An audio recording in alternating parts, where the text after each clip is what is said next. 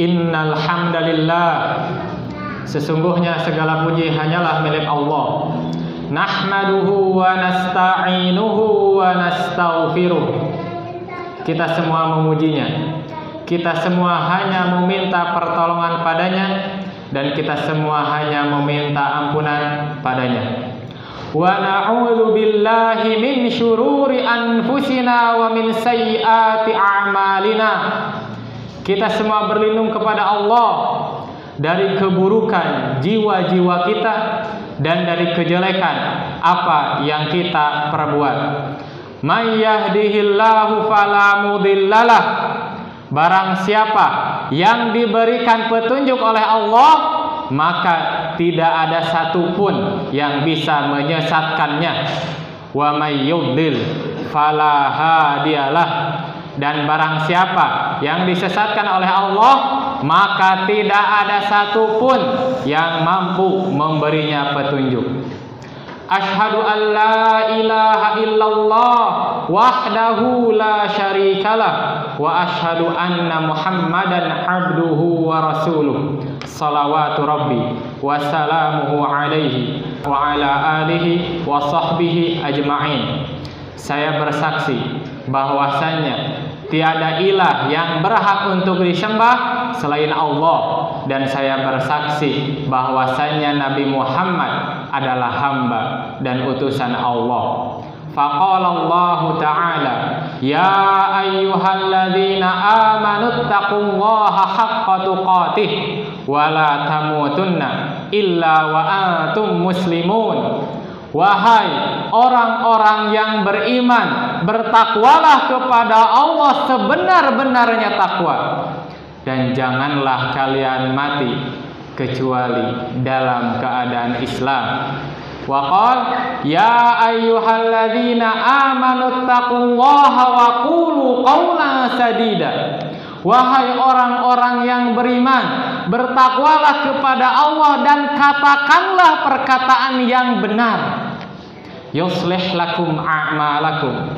Niscaya Allah akan memperbaiki amal-amal kalian. Wa yaghfir lakum dzunubakum, dan akan mengampuni dosa-dosa kalian. Wa may yuti'illaha wa rasulahu faqad faza fawzan 'azima. Maka barang siapa yang mentaati Allah dan Rasulnya, maka dia telah mendapat kemenangan dengan kemenangan yang besar. Ayyuhal hadirun, usi nafsi wa iyyakum bitaqwallah faqad fazal muttaqun.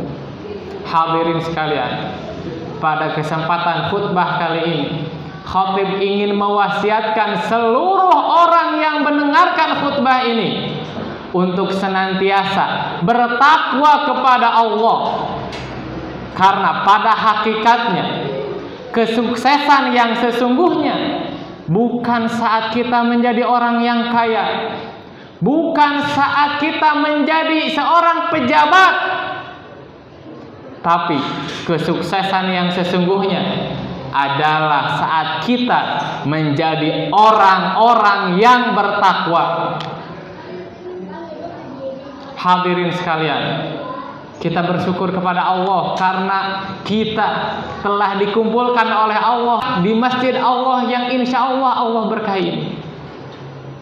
Maka kita ingat bahwasanya di luar sana bahkan Muslim tidak sholat Jumat, entah karena mereka belum mau untuk menggapai hidayah dari Allah, atau karena malas, atau karena mereka sibuk dengan dunia.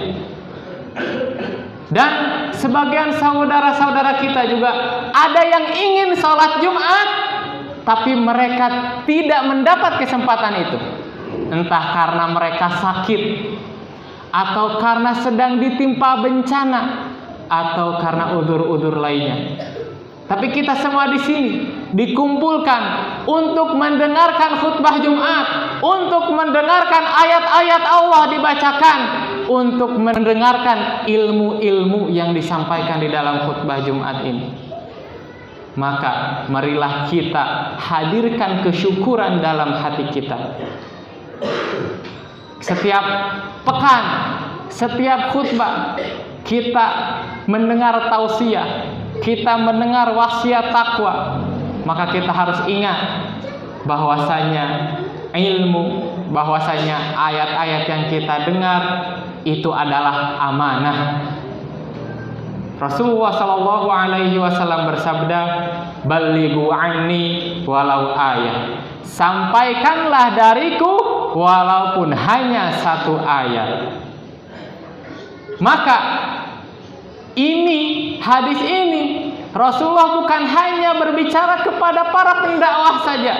Rasulullah tidak hanya berbicara kepada para penceramah saja, tapi Rasulullah berbicara kepada seluruh umatnya bahwasanya kita harus menyampaikan ayat-ayat Allah walaupun hanya satu ayat. Bukankah kita sebagai laki-laki, kita sebagai kepala keluarga berkewajiban mengajari istri dan anak-anak kita? Maka marilah kita tanya diri kita masing-masing, berapa ayat yang sudah kita ajarkan pada istri kita? Berapa ayat yang sudah kita ajarkan kepada anak-anak kita? Jangan-jangan saking sibuknya kita mengejar dunia, bahkan kita tidak sempat mengajari Al-Quran kepada anak-anak kita. Bahkan surat Al-Fatihah pun kita tidak ajarkan kepada anak-anak kita. Malah anak-anak kita belajar dari guru-guru ngajinya mereka. Maka ini adalah kerugian yang sangat besar. Maka mari kita muhasabah. Berapa ayat yang kita sudah ajarkan kepada istri dan anak-anak kita? Bukankah Allah Subhanahu wa taala berfirman, "Ya ayyuhalladzina amanu qu anfusakum wa ahlikum naro." Wahai orang-orang yang beriman, jagalah diri kalian dan keluarga kalian dari api neraka. Ingatlah hadirin sekalian, bahwa Al-Quran ini, bahwa ilmu ini adalah amanat yang sangat besar. Allah berfirman, "Lau anzalna hadzal Qur'ana 'ala jabalin la ra'aitahu khashi'an mutasaddian min khasyatillah." Maka jikalau kami turunkan Al-Quran kepada sebuah gunung, niscaya gunung itu akan hancur disebabkan karena takut kepada Allah. Dan kita tahu sendiri bahwasanya gunung tidak lebih lemah daripada manusia dari sisi fisik. Maka kita tanya diri kita, sudah berapa lama kita mendengarkan tausiah? Sudah berapa kali kita mendengarkan khutbah Jumat? Di antara kita ada yang mengikuti khutbah Jumat 40 tahun, 30 tahun, 20 tahun. Dari mulai balik sampai sekarang kita selalu mengikuti sholat Jumat. Bahkan banyak di antara kita sebelum balik pun kita sudah mengikuti sholat Jumat, diajak oleh ayah-ayah kita. Maka sudah sampai mana kualitas kita dalam beberapa kali mendengarkan khutbah Jumat ini? Bahkan sebagian dari kita datang menuju sholat Jumat dengan niat hanya menggugurkan kewajiban saja. Tidak ada di dalam hatinya niat untuk mendapatkan ilmu baru, untuk menerima nasihat yang baru. Maka kita tanya hati-hati kita. Kita harus memperbaiki pola kita dalam menerima amanah ilmu ini. Maka kita tahu Rasulullah Shallallahu Alaihi Wasallam bahkan mengajari kepada para sahabatnya bagaimana cara-cara mendengarkan khutbah Jumat yang baik dan benar. Rasulullah Shallallahu Alaihi Wasallam bersabda, "Man massal hasa faqad lagha." Barang siapa yang bermain kerikil saat khutbah Jumat, maka dia telah melakukan hal yang sia-sia. Maka kita tahu saat itu Masjid Nabawi lantainya adalah tanah, maka bukan tidak mungkin banyak kerikil-kerikil di sana. Dan saat Rasulullah melihat ada sahabat yang memainkan kerikil saat khutbah sedang berlangsung. Rasulullah bilang, barang siapa yang bermain kerikil, maka dia telah melakukan hal yang sia-sia. Kemudian Rasulullah Shallallahu Alaihi Wasallam bersabda, "Idza qulta li sahibika yaumal jum'ati ansit wal imamu yahtub faqad laghauta." Jika engkau berbicara kepada saudaramu, kepada temanmu, diamlah, maka sesungguhnya engkau telah melakukan hal yang sia-sia. Maka tidak hanya mengobrol, tidak hanya berbicara, melarang orang berbicara pun tidak boleh saat khutbah Jumat. Kemudian pernah suatu saat Rasulullah melihat orang yang datang ke dalam masjid saat sholat Jumat. Kemudian dia tidak mengisi saf yang di depan. Maka apa perintah Rasulullah baginya? Rasulullah mengatakan, taqaddamu fa'atammu bi wa ya'tamma bikum man ba'dakum. Majulah kalian, isilah saf-saf yang di depan terlebih dahulu. Kemudian orang yang setelahnya hendaklah mengisi saf yang setelahnya. La yazalu qaumun yata'akharun hatta yuakhirahumullah. Maka tidaklah suatu kaum dia terbiasa terlambat sampai Allah membuat dia terlambat dalam segala sesuatu. Maka marilah kita perbaiki kualitas sholat Jumat kita. Maka mengapa saat datang khutbah Jumat kita disunnahkan mandi oleh Rasulullah agar kita bersih, agar kita dalam keadaan sebaik mungkin saat mendengarkan ayat-ayat Allah dibacakan, saat mendengarkan hadis-hadis Rasulullah dibacakan. Kenapa kita disunnahkan untuk memakai wewangian saat datang ke masjid?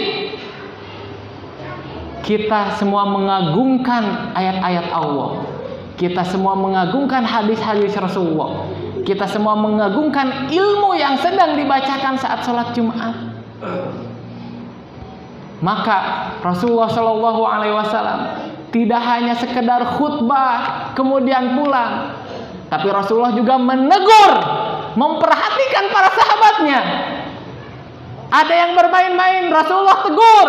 Ada yang mengobrol, Rasulullah tegur. Ada yang tidak mengisi saf depan, Rasulullah menegurnya.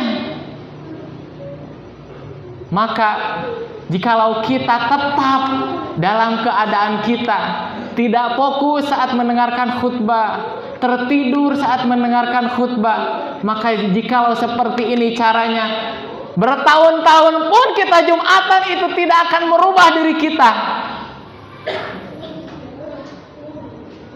Bagaimana bisa kita tidur saat khutbah, padahal Rasulullah menegur orang yang hanya bermain kerikil?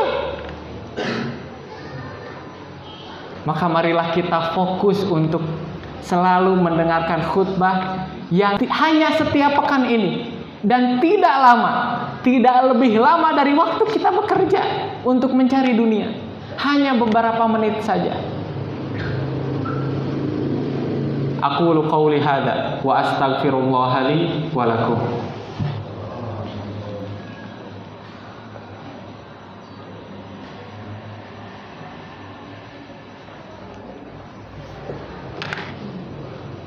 Alhamdulillah wassalatu wassalamu ala rasulillah wa ala alihi wa sahbihi wa mawala. Ayuhal hadirun, usi nafsi wa iyyakum bitaqwallah faqad fazal muttaqun. Faqala Allah ta'ala, inna fi dzalika la dzikra liman kana lahu qalbun aw alqas sam'a wa huwa syahid. Allah berfirman di dalam surah Qaf yang artinya, sesungguhnya pada yang demikian itu terdapat pelajaran. Jadi Al-Quran itu yang di dalamnya terdapat kisah, yang di dalamnya terdapat ancaman, yang di dalamnya terdapat kabar gembira. Yang demikian itu adalah sebagai peringatan, Liman kana lahu qalbun. Bagi siapa? Bagi yang memiliki hati. Maka maksud dari yang memiliki hati di sini bukan dimaksudkan orang yang memiliki jantung, tapi adalah orang yang membuka hatinya terhadap ilmu. Maka bagaimana kita membuka hati kita sedangkan kita dalam keadaan lalai? Kemudian liman kana lahu qalbun au alqas sam'a, dan dia memasang pendengarannya baik-baik. Maka bagaimana mungkin kita bisa membuka pendengaran kita untuk mendengarkan ilmu sedangkan kita tertidur? Na'udzubillahi min dzalik. Maka marilah kita berubah. Marilah kita melangkah menuju perubahan yang lebih baik. Pertama, akuilah dulu kesalahan-kesalahan kita selama ini. Ketidakkhusyuan kita dalam sholat, ketidakfokusan kita dalam mendengarkan khutbah Jumat. Kita akui itu semuanya salah. Kemudian kita perbaiki kembali niat kita. Kita datang sholat Jumat bukan hanya sekedar menggugurkan kewajiban kita, tapi untuk mendapatkan ilmu, untuk menerima wasiat yang jika saat kita pulang kita bisa sampaikan ke istri dan anak-anak kita, bahkan ke keluarga besar kita. Innallaha wa malaikatahu yusholluna 'alan nabi ya ayyuhalladzina amanu shallu 'alaihi wa sallimu taslima. Allahumma shalli 'ala Muhammad wa 'ala ali Muhammad kama shallaita 'ala Ibrahim wa 'ala ali Ibrahim innaka Hamidum Majid. Allahumma ighfir lil muslimina wal muslimat wal mu'minina wal mu'minat al ahya'i minhum wal amwat innaka sami'un qaribun mujibud da'awat wa ya qadiyal hajat. Rabbana la tuzigh qulubana ba'da idh hadaitana wa hab lana min ladunka rahmah innaka antal wahhab. Rabbana ighfir lana wa li ikhwanina alladzina sabaquna bil iman wa la taj'al fi qulubina ghillan lil ladzina amanu rabbana innaka raufur rahim.